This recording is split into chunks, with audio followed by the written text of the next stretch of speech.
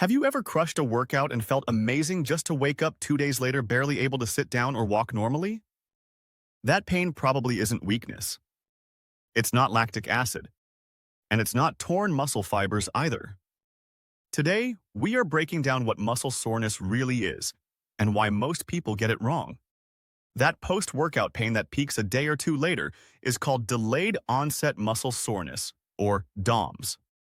DOMS is a condition that's characterized by muscle tenderness, pain upon touch, palpation, and mechanical stiffness. These symptoms typically appear around 8 hours after exercise, increase and peak within 24 to 48 hours, and generally diminish within 96 hours. DOMS is felt especially after eccentric contractions, where the muscles are lengthening while under tension. Think about lowering weights or running down a hill. Despite what's commonly believed, DOMS is not the result of lactic acid accumulation. During hard exercise, both lactate and hydrogen ions, H+, increase, but it is the hydrogen ions responsible for temporary acidosis that interfere with muscle function and create the burning sensation felt during activity. If you have ever done really intense exercise for the first time, or maybe in a long time, not only will you experience DOMS, but you will also likely experience what feels to be immediate onset soreness, which is marked by pain that occurs during and right after exercise that can often last for several hours. This pain during exercise or shortly after exercise might be induced by acidification of the muscle or depletion of oxygen or energy source. There is research showing acid can sensitize the mechanical response of thin fiber afferents of skin and/or muscle. Thus, this soreness is believed to result from the activation of pain receptors by metabolic byproducts of cellular respiration, particularly the H+ ions associated with elevated lactate levels. Usually, it is alleviated by stopping the exercise, or it can even subside shortly after.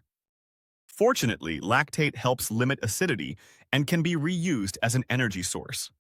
Both lactate and excess hydrogen ions are removed from muscle tissue within about an hour after exercise, meaning they cannot explain soreness that appears many hours or even days later. Although research has disproven the lactic acid explanation for decades, the idea continues to circulate widely in fitness culture. Another myth you have probably heard is that soreness comes from ripped or shredded muscle fibers, but in reality, severe muscle fiber damage is rare in normal training. Most of the dramatic muscle disruption described in textbooks comes from lab experiments using electrical stimulation, not voluntary exercise. Even after extreme events like marathons, only a small percentage of fibers show serious damage. Here's where things get interesting. The muscle fibers themselves barely have pain receptors. So, where does the pain really come from, and what causes it? Studies using tiny electrodes show that stimulating muscle fibers causes little to no pain, and stimulating connective tissue and fascia causes significant pain. This is because pain receptors are located mostly in the connective tissue, fascia, blood vessels, and skin, not inside muscle fibers. Similar to our brains, our muscles lack pain receptors. This is why brain surgery can be performed while the patient is awake. Eccentric exercise places high strain on connective tissues, not just muscle fibers. This strain causes micro-level disruption mainly through biochemical processes, which can trigger inflammation. In response, tissues release chemical messengers like nerve growth factor, NGF, and glial cell line-derived neurotrophic factor, GDNF. These substances sensitize pain receptors, creating a state called hyperalgesia, meaning normal movement or pressure feels painful. NGF in particular has strong evidence behind it. Injecting NGF has been shown to cause pain similar to DOMS, and NGF has been detected after eccentric contractions more than concentric contractions. Research has also shown that NGF causes a central, more global pain sensitivity, making it a prime candidate for DOMS pain. Furthermore, swelling in blood vessels may also contribute, but connective tissue sensitization appears to be the primary driver. So our muscle pain isn't actually muscle pain.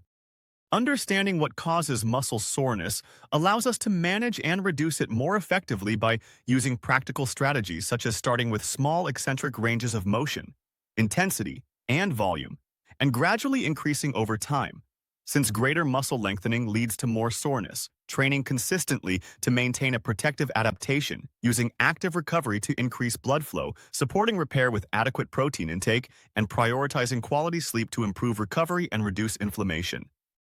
In conclusion, muscle soreness isn't caused by lactic acid or torn muscle fibers. Instead, it is primarily the result of eccentric contractions that trigger a complex series of events involving damage, protein breakdown and repair, and inflammation in connective tissues. Soreness is not a requirement for muscle growth, and it doesn't mean you had a good workout or haven't recovered yet. It just means our muscles haven't been exposed to the eccentric contractions of the task. You can build strength and muscle without walking like a penguin after every workout. The goal shouldn't be to avoid soreness, but rather manage it through intelligent training, gradual progression, better recovery, and remember that no pain doesn't mean no gain.